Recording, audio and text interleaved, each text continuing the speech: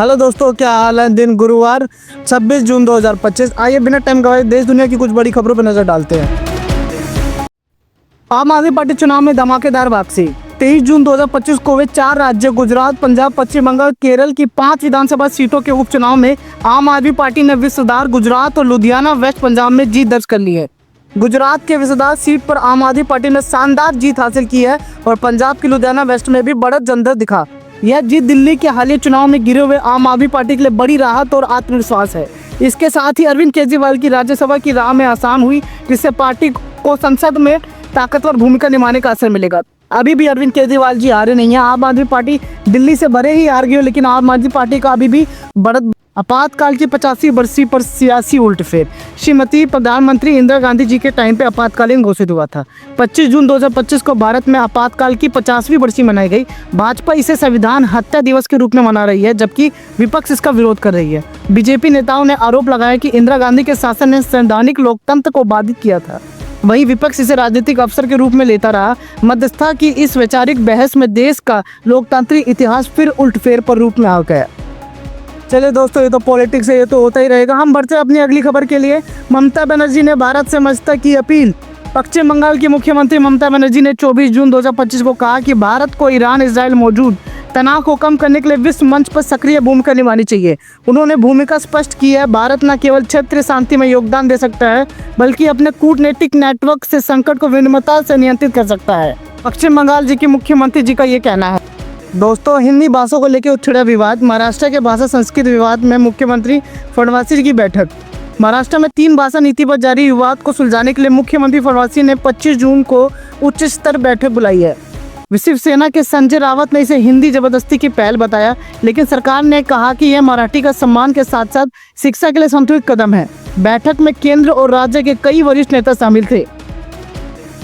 कर्नाटक के गृह मंत्री का विवादित बयान। कर्नाटक के गृह मंत्री जी परमेश्वर ने मुफ्त चावल तेल वितरण के बाद राज्य में फंड की कमी का मजाकिया अंदाज में जिक्र किया। उनके इस बयान से वित्त योजनाओं की शाखा को लेकर बहस छेड़ दी। बाद में उन्होंने सफाई दी कि उनका उद्देश्य आलोचना नहीं, बल्कि हल्के मजाक में स्थिति का व्यक्त करना था। लेकिन राजनीतिक विश्लेषकों के अनुसार रीजनों की आर्थिक स्थिति में गंभीरता का आभास देने की जगह हल्के अंदाज में विश्व को प्रस्तुत करना संदिग्ध माना गया है। इसकी वजह से कर्नाटक के गृह मंत्री विवादित के बयान। आइए दोस्तों, थोड़ी नज़र इजराइल ईरान के युद्ध की तरफ डाली जाए। 13 जून को ईरान ने इजराइल के सैकड़ों मिसाइल और ड्रोन से हमला किया। अब इजराइल ने ईरान के परमाणु एवं सेनाई स्थलों पर हमला किया था। इस बड़े हमले में 150 मिसाइलें और 100 से अधिक ड्रोन शामिल थे, जिसमें इजराइल के 22 लोग घायल हुए हैं। मार्च की तरह एक बार फिर क्षेत्रीय तनाव भड़क उठा है। इजराइल का मानना है कि उसका जोड़ी प्रतिशोध रणनीतियों का जवाब मानवीय तरीके से देने के लिए कानूनी अधिकार है। इस बीच संयुक्त राष्ट्र और पश्चिम देश लगातार युद्ध विराम और कूटनीति की पुकार लगा रहे हैं। वैश्विक तेल बाजारों में अनिश्चितता बढ़ी है। हवाई यात्रा में भी बंधन फिर शुरू हो गया है। दोस्तों, ईरान और इजराइल के युद्ध के बीच में कतर में ईरान का अमेरिका पर मिसाइल हमला। 23 जून को ईरान ने कतर में स्थित अमेरिका अल उदेद एयरबेस पर मिसाइल दागी, जिन्हें कतर और अमेरिका प्रणाली ने समय पर इंटरसेप्ट कर लिया। ईरानी जहाज ने ग्लैड टिंग्स ऑफ विक्ट्री नामक अभियान चलाया। इन हमलों में किसी को मरने की खबर नहीं है, लेकिन क्षेत्रीय हवाई पथ बंद हो गया है और कनेक्टिव वेन्यू समेत उड़ानों में भारी रद्दीकरण हुआ है। यह घटना ईरान इजराइल संघर्ष की कड़ी नतीजा मानी जा रहा है।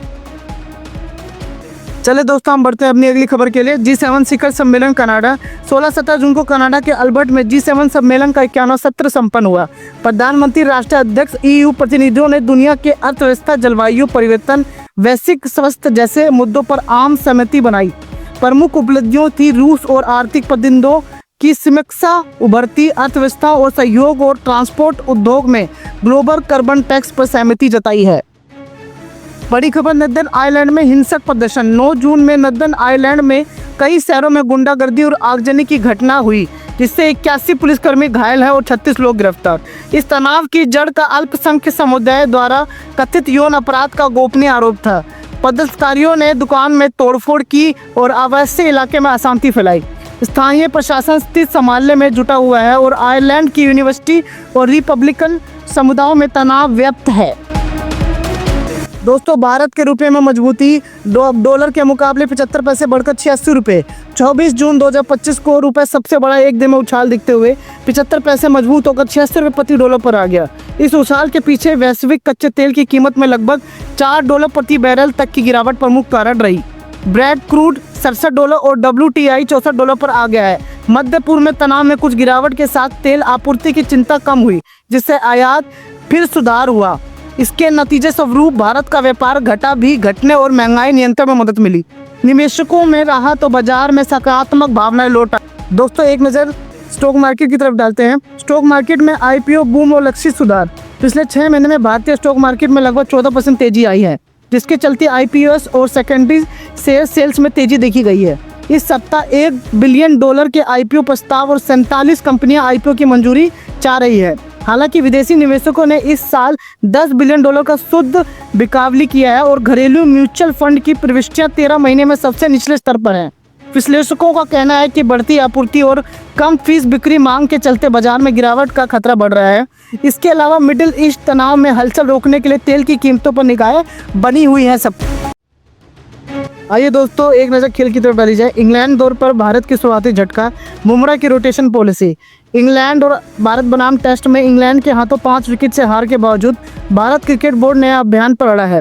कोच गौतम गंभीर ने पुष्टि की तेज गेंदबाज जसप्रीत बुमराह 5 टेस्ट में से केवल सिर्फ 3 खेलेंगे ताकि उनकी सेहत बनी रहे। बुमराह ने पहले इनिंग में 5 विकेट झटका लगाया, लेकिन दूसरी पारी बेअसर रही। गंभीर ने यह भी कहा कि प्रसिद्ध कृष्णा और श्रद्धालु ठाकुर ने जिम्मेदारी संभाली। कृष्णा के बाउंस ठाकुर की रणनीति गेंदबाजी से संतुष्टि जताई। यह फैसला लंबी दौर के दौरान संतुलन बनाए रखने की रणनीति का एक हिस्सा है। तो वहीं दोस्तों मौसम में भी काफ़ी उथल पुथल नज़र आ रहा है। IMD ने येलो अलर्ट जारी किया है। लगातार 26 जून तक लगातार बारिश। भारतीय मौसम विभाग IMD ने गुरुवार समेत पूरे हरियाणा और दिल्ली NCR में भी 26 जून से 29 जून तक येलो अलर्ट जारी किया है। इस बीच कई जिलों में हल्की से मध्यम बारिश, गरज चमक और तेज हवाओं का संकेत है।